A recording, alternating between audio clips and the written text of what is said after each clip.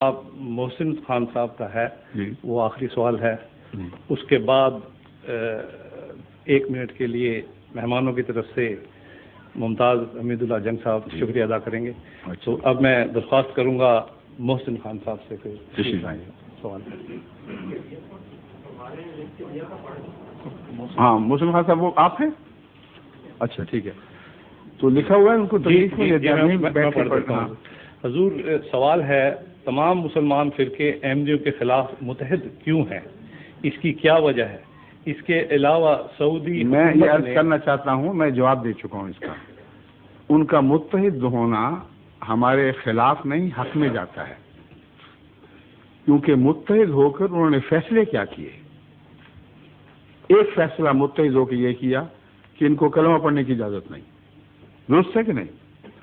ایک فیصلہ یہ کیا ان کو اپنے آپ کو مسلمان کہنے کی اجازت نہیں. ایک فیصلہ یہ کیا کہ مسجدیں بنانے کی اجازت نہیں. ایک فیصلہ یہ کیا کہ اذان دینے کی اجازت نہیں.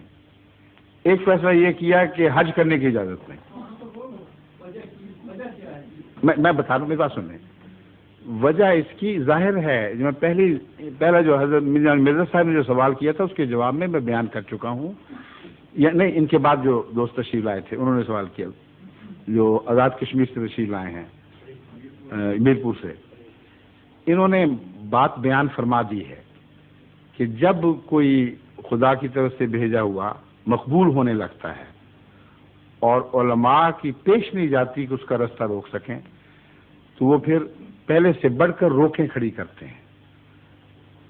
اور وہ مسلمان فرقے جو ایک دوسرے کے خون کو مباح قرار دیتے تھے، ان کا اس بات پر اتفاق کر جانا کہ ہم اپنے اختلافات کے باوجود مسلمان کہلانے کا حق رکھتے ہیں اور احمدی نہیں رکھتے، ان کی بددیانتی کو ظاہر کر رہا ہے، نہ کہ ان کے تقویٰ کو ظاہر کر رہا ہے.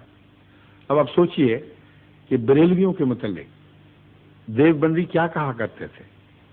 وہ کہتے تھے پکے مشرک ہیں، ان کے شرک میں ادنا سے شک کی بھی گنجائش نہیں. اور شیعوں کے متعلق کہتے تھے جو خلافت راشدہ کے اول 3 خلیفوں کا منکر ہے، وہ اسلام ہی کا منکر ہے، وہ منافق ہے، وہ آیت استخلاف کے سچا ہونے کی راہ میں حائل ہے. یعنی اس کا عقیدہ یہ بنا کہ خدا نے تو وعدہ کیا تھا کہ رسول اللہ علیہ وسلم کے بعد خلافت کو جاری فرمائے گا، اور آنکھیں بند کرتے ہی منافق سوار کر دیے. وہ کہتے ہیں، کہا کرتے تھے، ابھی بھی کہتے ہیں کہ ان کا اسلام سے کوئی تعلق نہیں. اپنی اپنی جگہ یہ کہتے ہیں نا. پھر جب اس بات پر اکٹھے ہو گئے کہ اسلام کی ایسی تعریف کرتے ہیں کہ سوائے احمدیوں کے کوئی مسلمان اسلام سے باہر نہ جائے، تو ان کا جھوٹا ہونا ثابت ہو گیا، ان کی منافقت ثابت ہو گئی. اور وہ منافقت کچھ دیر کے لیے دبی رہی ہے، اب پھر اچھل پڑی ہے. اب پاکستان میں سپاہ صحابہ، سپاہ محمد کے نام پر جو فساد برپا ہو گیا ہے، یہ بتا رہا ہے کہ اس وقت جب یہ اکٹھے ہوئے تھے ان کی اس سرشت میں اس وقت جھوٹ داخل تھا. اس لیے مختصر جواب میں دے سکتا ہوں، جو وقت ختم ہو گیا. اس پہ ملتے جلتے جواب پہلے آ چکے ہیں. ظہور مہدی آخر زمان ہے.